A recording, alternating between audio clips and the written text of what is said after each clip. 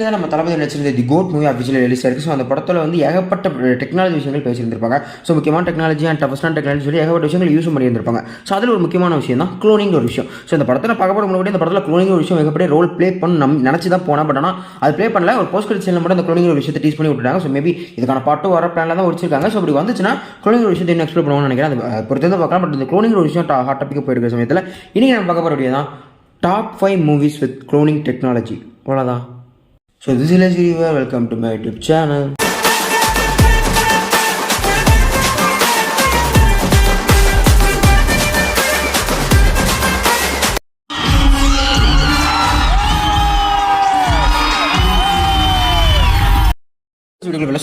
ஒரு சின்ன டிஸ்க்ளைமர் தான். இந்த டாப் லிஸ்ட் என்னோட பர்சனல் ஒப்பீனியன் தான். பிகாஸ் இந்த லிஸ்ட் பற்றி திரும்ப ஷார்டேஜ் பண்ணாலுமே நான் நிறைய மூவிஸ் வந்து இந்த லிஸ்ட்டில் இருக்கதா செய்யுது. ஸோ அதை வந்து நான் மிஸ் பண்ணி தான் பாட்டுல கண்டிப்பாக போடுறேன்.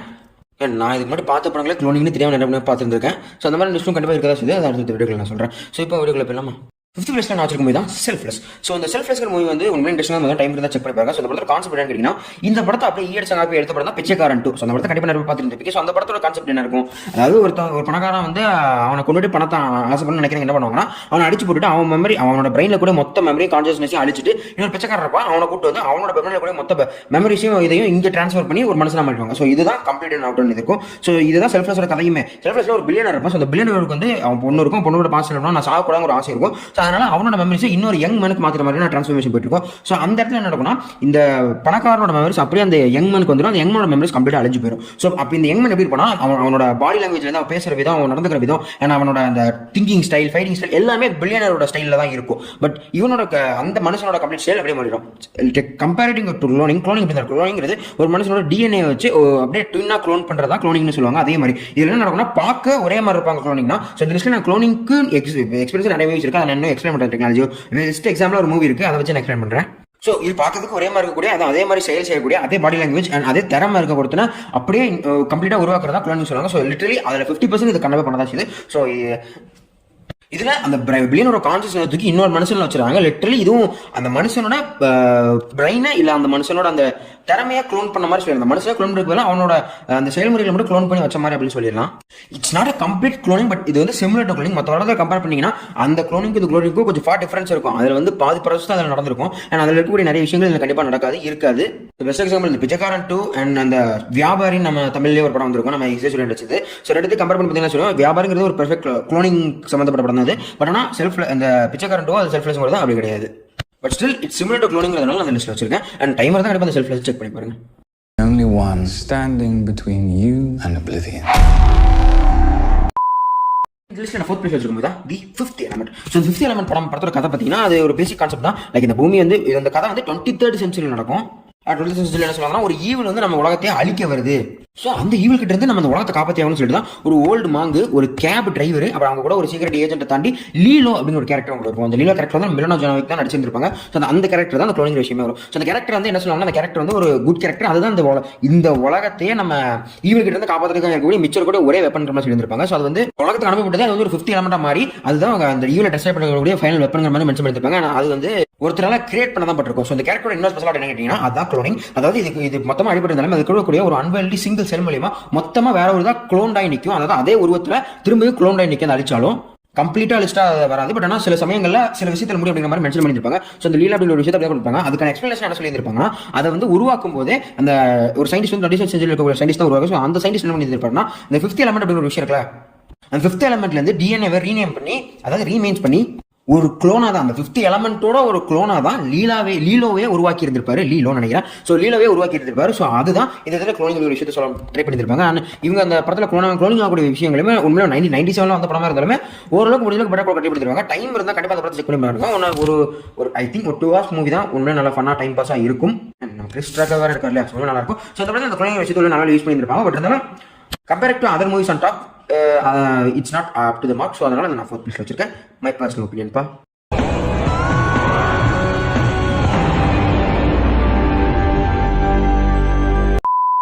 இது அடுத்து நான் தேர்ட் பிளேஸ் வச்சிருக்க மூவி தான் தி ஐஸ்லாண்ட். ஸோ இந்த ஐஸ்லாண்ட் மூவி வந்து நம்ம ஸ்கேன் ஆஃப் த மூவின்னு சொல்லலாம். இது டேரக்ட் வந்து நம்ம மைக்கேல் பே தான். ஸோ இந்த படத்தை பற்றி ஒரு சின்ன ரூம் புதுக்கி சுற்றிட்டு இருந்துச்சு, அதை பற்றி நாங்கள் பேச முடியாது. ஸோ இந்த படத்தோட கான்செப்ட் பார்த்தீங்கன்னா நம்ம ஹீரோ அண்ட் ஹீரோயின் வந்து ஒரு சின்ன இடத்துல வாழ்ந்துட்டு இருப்பாங்க. ஸோ அவங்க வந்து ஒரு ஐஸ்லாண்ட் இருக்கும். அதாவது அதுதான் இந்த ஐஸ்லாண்ட். இந்த ஐஸ்லாண்டுக்கு வந்து ஒரு மிகப்பெரிய விதமாக ஒரு பிம்பமாக சொல்லி இது பண்ணிட்டு இருப்பாங்க. லைக் அது வந்து அது எப்படி அந்த உள்ள அப்படி இருக்குன்னு ஒரு மிகப்பெரிய அந்த ஐஸ்லாண்டுக்குள்ள போகிறதே ஒரு ப்ரிவிலேஜாக பார்த்துட்டு இருப்பாங்க சொல்லலாமே. ஸோ அந்த ஐஸ்லாண்ட் வந்து பொண்ணுங்க நினச்சிட்டு கூட அதே சமயத்தில் இவங்களுக்கு வந்து ஒரு உண்மை தெரிய வருது. என்னன்னா இவங்களோட மொத்த எக்ஸிஸ்டன்ட்மே ஒரு போலியான விஷயம் தான். அதை தாண்டி இவங்க நிறைய இன்ஹாபிட்டன்ஸோட இவங்க ஒரு இன்ஹாபிட்டன்ஸ் மட்டும் இல்லாமல் நிறைய ஹியூமனோட க்ளோன்ஸ் அவங்க எல்லாருமே அப்படிங்கிற விஷயத்தை சொல்லுவாங்க. ஸோ வேற ஒரு கட்டிடத்தை உருவாக்கி அந்த இடத்துக்குள்ள இவங்களுக்கான ஒரு எக்ஸிஸ்டன்ஸை உருவாக்கி இவங்களையும் அந்த க்ளோன்ஸாக தான் உருவாக்கியிருக்காங்க அப்படிங்கிற விஷயத்தை சொல்ல வருவாங்க. ஸோ இது 1-2 க்ளோன் இல்லை, ஏகப்பட்ட விஷயங்கள் பேரை க்ளோனுங்க அப்படிங்கிற மாதிரி மென்ஷன் பண்ணியிருப்பாங்க. ஸோ இந்த படத்தில் வந்து இந்த படத்தை ஏன்னா தேர்ட் பிளேஸ் வச்சுக்கோன்னு சொன்னீங்கன்னா இந்த படத்தில் வந்து எக்ஸிகூஷன் வந்து நல்லா இருக்கும். கிட்டத்தட்ட ஒரு 2.5 மணி நேரம் படம் தான். அதுக்கு லேக் நிறைய விஷயங்கள் வந்து தேவையான சீக்வன்ஸ் அண்ட் லேக் அப்படிங்கிற மாதிரி சீக்வன்ஸ் இருக்க செய்யப்படணும். அதை தாண்டி நிறைய ஆக்ஷன் சீக்வன்ஸையும் தாண்டி அந்த க்ளோனிங் அப்படிங்கிற விஷயத்தை வந்து அந்த டாப் 5 லிஸ்ட்லேயே பேசிட்டு இருக்கும். அந்த க்ளோனிங் விஷயத்தை எக்ஸிக்யூட் பண்ணது அந்த படத்தில் ரொம்பவே நல்லா பிடிச்சிருக்கும். ஏன்னா அந்த சஸ்பென்ஸாக கொண்டு போய் அந்த மாதிரி இந்த எக்ஸிஸ்டன்ஸை போய்ங்கிறது இது பண்ணுறது அந்த கதை வந்து 90s அமைகிற மாதிரி சொல்லியிருப்பாங்க. ஸோ அந்த கதை அந்த இடத்துல நடக்கிற கதை இவங்க தப்பிச்சு போனதுக்கு இவங்களை பிடிக்கிற சீக்வன்ஸ் அந்த இன்ட்ராக்ஷன் சீக்வன்ஸ் எல்லாமே நல்லா தான் இருந்திருக்கும். பட் இருந்தாலும் கூட ஒன் ஷாட் இந்த ஃபுல் மூவியை பார்த்தீங்கன்னா ஒரு ஆவரேஜான ஒன் டைம் வாட்சபிள், அதுக்கும் கம்மியான ஒரு அபவ் ஆவரேஜ் ஃபிலிமாக ஃபீல் ஆகும். பட் ஆனால் இந்த க்ளோனிக் டெக்னாலஜி அப்படிங்கிற விஷயத்தை ஒன்று நல்லா யூஸ் பண்ணியிருப்பாங்க. மைக்கேல் பே ஒன்று அவரோட வாக்கு அந்த படத்தில் நல்லா பண்ணியிருப்பாப்புல. எக்ஸப்ட் ஒன் திங், ஒரு நல்ல ஸ்க்ரீன் பிளே இருந்தால் இன்னுமே நல்லா இருந்திருக்கும்.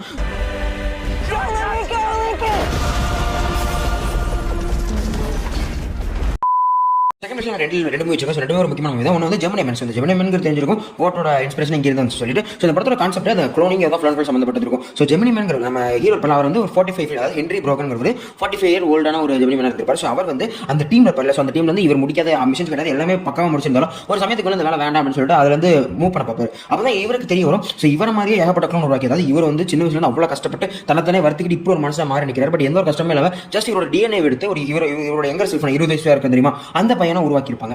ஸோ அப்போ தான் அவருக்கு தெரிய வரும் இந்த படத்தில் கூட முக்கியமான வில்லனே இவருக்கு ஹெட்டாக இருந்தார் தெரியுமா, அவர் தான் இவனே மாதிரி நிறைய க்ளோனை உருவாக்கி இவன் நிறைய விஷயங்கள் செய்கிறார் அப்படிங்கிற விஷயத்தையும் அவர் கண்டுபிடிச்சிருவார். ஸோ அதுக்கப்புறம் தெரிய போய் பார்க்கும்போது அந்த இடத்துல பார்த்தீங்கன்னா இவர் மாதிரி ஒரு க்ளோன் தான் இவர் நினச்சிட்டே இருப்பார். ஆனால் இவர் மாதிரி ஏகப்பட்ட க்ளோன் செய்யவும் பிளான் பண்ணிட்டு இருப்பாரு. அதில் இன்னும் 2 பேரை பார்ப்போம். நம்ம அந்த 2 பேரும் இவர் கொண்டுட்டு அந்த மொத்த க்ளோனையும் அழிச்சிட்டு வரதான் அந்த படத்தில் கதையாகவே இருக்கும். பெர்ஃபெக்டாக கோட்டோட போஸ்ட் கிரெடிட்ஸோட கனெக்ட் ஆகுதா. ஸோ கோட் படம் பார்த்தீங்கன்னா தெரியும், கோட் படத்தோட பாட்டுன்னு வந்துச்சுன்னா இதுதான் ஒரு கதையாக கம்ப்ளீட் அவுட்டான கதையாக இதுதான் இருக்கும். ஸோ இந்த படத்தில் அந்த ஸ்டோரி அண்ட் ஸ்க்ரீன் பிளே ரொம்பவே டல் அடிச்சிருமே கூட இந்த க்ளோனிங் விஷயத்தை வச்சு நல்லா விளையாடிட்டு இருப்பாங்க. அது நல்லா இருந்திருக்கும். அண்ட் நான் உண்மையாக சொன்ன மாதிரி இந்த க்ளோனிங் அண்ட் டிஏஜி இந்த டெக்னாலஜியை கொஞ்சம் பெருசாக வைடராக கொண்டு போய் நிறுத்தினதுக்கு இந்த படத்தில் ஒரு கருத்து இருக்கு. ஒரு இந்த படத்தில் ஸ்டோரி அண்ட் ஸ்க்ரீன் பிளே பெர்ஃபெக்டாக அமைஞ்சு நல்ல படமாக இது மட்டும் அமைஞ்சிருச்சு அப்படின்னா ஒன் ஆஃப் த ஃபைனஸ்ட் மூவியாக ஒன் ஆஃப் த பெஸ்ட் மூவியாக இதை சொல்லிட்டு போயிருக்கலாம். பிகாஸ் அந்த டெக்னாலஜி இதுக்காக மட்டுமே இந்த படம் பேசப்பட்டுச்சு. செகண்ட் பிளேஸ்ல நம்ம இன்னொரு பார்க்க போகிறது வந்து ஒப்ளிவியன் மூவி. அந்த ஒப்ளிவியன் தென் ரிலீஸ் ஆனது இந்த படத்தை நம்ம இந்த இன்னொரு லிஸ்ட் பத்திரம் கதையை நான் கம்ப்ளீட்டாக எக்ஸ்பிளைன் பண்ணியிருப்பேன். So Joseph Kosinski one of the finest movie தான். ஸோ இந்த படம் வந்து 2027 நடக்கப்பட்டிருக்கும். அதுக்கு சிம்பிளாக சொன்னா இடத்துல வந்து ஒரு சண்டை நடந்திருக்கும். அந்த சண்டையில வந்து மக்கள் தோத்துருவாங்க, மொத்த உலகத்தையுமே அழிச்சு விட்டு போன மாதிரி தான் கருதிருப்பாங்க. அதாவது நிறைய விஷயங்கள் டஸ்ட் ஆயிருக்கும். ஸோ அதனால அங்கிருந்து 60 வருஷம் கழிச்சு தான் நம்ம ஜாக் ஹார்பர் மாதிரி நிறைய ஒர்க்கர்ஸ் வந்து செக்யூரிட்டி ரிப்பேர்மெண்ட் நேம்ல ஏற்றுக்கு அனுப்பி அங்கே இருக்கக்கூடிய நிறைய விஷயங்கள் ரிப்பேர் பண்ணி அனுப்ப சொல்லியிருப்பாங்க. ஸோ அவருக்கு வந்து வேலை பார்த்துட்டு போய் ஒரு 2 வீக்ஸ்ல வேலையை முடிச்சுட்டு நம்ம திரும்ப மேலே போய் நினைச்சிருக்காரு. அதே சமயத்தில் தான் அங்கே வந்து ஒரு பொண்ணை ரெஸ்கியூ பண்ணுவார். அந்த ரெஸ்கியூல தான் கதை மொத்தமாக மாறும். ஸோ இவரோட ட்ரீம்ஸ் அப்பியர் இருந்த பொண்ணு நேரில் பார்க்கறது மட்டும் இல்லாமல் நிறைய விஷயங்கள் வந்து அந்த ட்ரீம்ஸ் இல்லை அது வேற ஒரு விஷயம் அப்படிங்கிறத ரிவீல் பண்ணுறது மட்டும் இல்லாமல் இவர மாதிரி நிறைய பேருக்கு அந்த ஒரு க்ளோனிங் விஷயமும் வந்திருக்கும். ஸோ இந்த படத்தில் வந்து க்ளோனிங் இருந்து மேஜர் ரோல் ப்ளே பண்ணியிருக்கோமா கேட்டிங்கன்னா கிட்டத்தட்ட அப்படின்னு சொல்லலாம். பட் ஆனால் மேஜர் ரோல் ப்ளே பண்ணியிருக்காது. பட் அந்த உண்மை தெரிஞ்சதுக்கப்புறம் சிங்கிள் ஹேண்டடாக மேன்கைண்டை காப்பாற்ற நம்ம டாம் க்ரூஸ் போராடிட்டு இருப்பார். அதெல்லாம் நல்லா இருந்திருக்கும். அந்த விஷயம் நல்லா இருந்திருக்கும். மிஸ் பண்ணி கண்டிப்பாக பார்த்து செக் பண்ணி பாருங்க. ஒரு போஸ்ட் அப்போக்லிப்ல இந்த க்ளோனிங்கை எந்த அளவுக்கு சூப்பராக யூஸ் பண்ண முடியும் அப்படிங்கிற விஷயத்தை செம்ம சூப்பராக பண்ணியிருப்பாங்க. அதை நம்ம பேசணும் ஒப்பீனியாக அமைஞ்சிருக்கும். ஸோ டைம் கிடைச்சா கண்டிப்பாக பார்த்து மிஸ் பண்ணிடாதீங்க. But start all time best அப்படின்னு சொல்ல முடியாது. பட் இருந்தாலும் நல்லா இருக்கும். மிஸ் பண்ணாமல் செக் பண்ணி பாருங்க. This is the only way.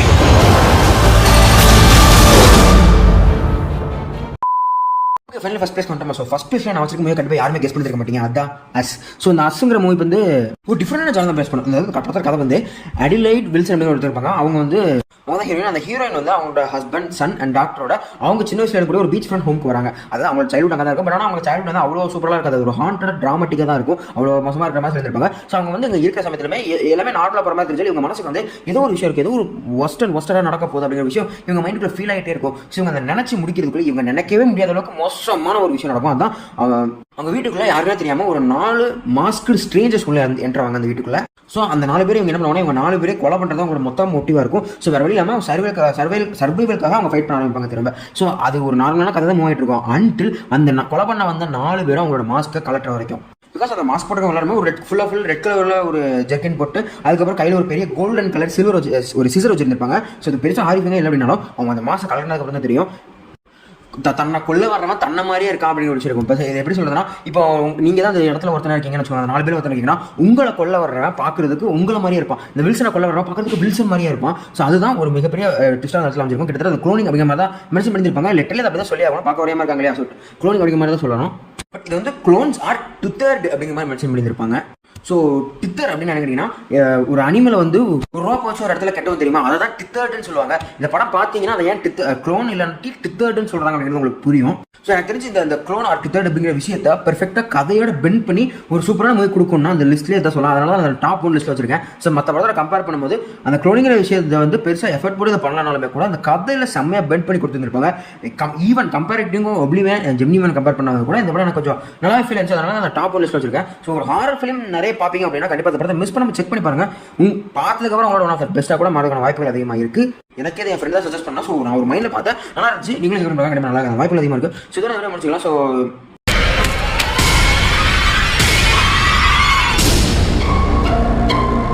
Videos சொல்லிப்பாங்க. நான் டாப் 5 சொன்னேன். ஸோ உங்களுக்கு டாப் 5 சொல்லிப்பாங்க. பிகாஸ் இந்த க்ளோனிங் விஷயத்தை ஹாலிவுட்ல ஏகப்பட்ட மூவிஸ், அதுவும் தெரிஞ்ச மூவிஸ்ல நிறைய விஷயங்கள் யூஸ் பண்ணியிருக்காங்க. ஸோ கண்டிப்பாக அதை பற்றி அடுத்த பார்ட் 1, 2, 3 அந்த மாதிரி விஷயத்தில் பார்ப்போம். ஸோ இந்த வீடியோ தாட்ஸ் சொல்ல மட்டும் இல்லாமல் இந்த டாப் 5 லிஸ்ட்டில் உங்களோட ஃபேவரட் என்ன, உங்களோட ஆர்டர் என்ன அப்படிங்கிறத கண்டிப்பாக சொல்லுங்கள், நான் தெரிஞ்சுக்கிறேன். அண்ட் இருக்கக்கூடிய எல்லா மூவிஸும் கண்டிப்பாக செக் பண்ணி உங்களோட ஒப்பீனியன் சொல்லுங்கள், அதையும் தெரிஞ்சுக்க ஆர்வமாக இருக்கேன். இதே மாதிரி இன்னொரு இன்ட்ரெஸ்டிங்காக சந்திக்கிறேன். This is river shining of tata, bye.